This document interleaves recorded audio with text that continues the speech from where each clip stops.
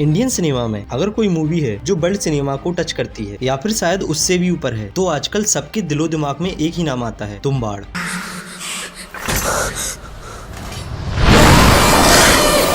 आज से कुछ समय पहले तक इस मूवी के बारे में बहुत कम लोगों ने ही सुना था। इसकी मेन वजह थी 2018 में रिलीज के टाइम पर इसको कम ऑडियंस का मिलना। OTT पर रिलीज होने के बाद और कुछ यूट्यूबर की रिकमेंडेशन ने सबका ध्यान तुम्बाड़ की ओर डाइवर्ट किया और हम सब साक्षी बने एक ऐसे अंडररेटेड इंडियन सिनेमा के जो इससे पहले कभी इंडिया में बना ही नहीं था। आज मैं मूवी रिकमेंडेशन के टॉपिक से हटके इस एपिक मास्टरपीस के बारे में बात करूंगा और बताऊंगा कुछ ऐसे फैक्ट जो आपने कभी नहीं सुने होंगे और साथ ही बताऊंगा क्या कभी तुम्बाड़ 2 आएगी। तो चलिए स्टार्ट करते हैं। विरासत में मिली हुई हर चीज पर दावा नहीं करना चाहिए। मैं नहीं करूंगा तो कोई और कर लेगा।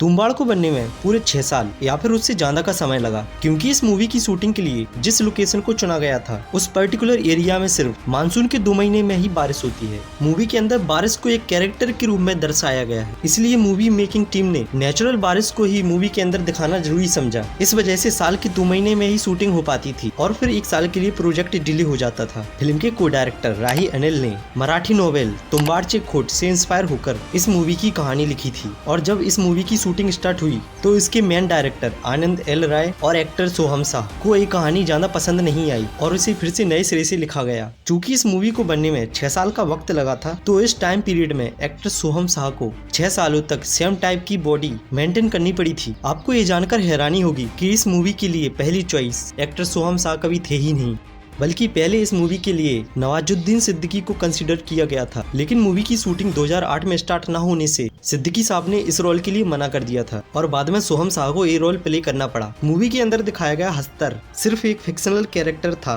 जिसे एक मराठी बुक अनुक्षी दिशा, मैंने अगर गलत प्रोनाउंस किया हो तो उसके लिए सॉरी, से लिया गया था और इस कैरेक्टर को तैयार करने मेकअप वगैरह करने में 6-7 घंटे का वक्त लग जाता था। उसके बाद शूटिंग स्टार्ट होती थी। मूवी में बतौर चाइल्ड एक्टर का काम करने वाले मोहम्मद समद, जिन्होंने विनायक की बेटी का रोल किया था। समद ने विनायक की दादी का रोल भी बहुत खूबसूरती से प्ले किया था, जिसे बहुत हैवी मेकअप करने के बाद फिल्माया जाता था। मूवी के अंदर आप नोटिस करेंगे तो ज्यादातर नेचुरल लाइट का यूज किया गया था। जहाँ पर जब विनायक देवी की कोख में खजाना लेने जाता है तो इस सीन को शूट करने के लिए 50 लांटेन्स का उपयोग किया गया था, जिससे कि लाइट का नेचुरल इफेक्ट आए। भले ही तुम्बाड़ अपने टाइम पर इतनी पॉपुलर नहीं हुई थी, लेकिन उस टाइम पर इसने अवार्ड की झड़ी लगा दी थी। तुम्बाड़ पहली इंडियन मूवी बनी जिसे वेनिस फिल्म फेस्टिवल में दर्शाया गया। सिनेमा एशिया फिल्म फेस्टिवल में बेस्ट मूवी का खिताब मिला। क्रिटिक्स फिल्म चॉइस इंडिया में best cinematography, best production design और बेस्ट बैकग्राउंड स्कोर का अवार्ड मिला था और इंडियन फिल्म फेयर अवार्ड में best cinematography, best sound design और बेस्ट आर्ट डायरेक्टर का अवार्ड मिला था। जहां बात तुम्बाड़ के बॉक्स ऑफिस कलेक्शन की आती है तो मूवी का बजट सिर्फ 5 करोड़ का था और मूवी ने ऑल टाइम 13 करोड़ की कमाई की थी।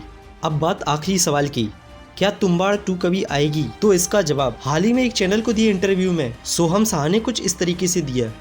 मुझे सिर्फ फिल्में बनाने का शौक है, बेहतरीन फिल्में बनाने का शौक है जो बहुत कम बन रही है इंडिया में। मैं तुम्बाड़ 2 भी बना रहा हूँ। ओके। मैं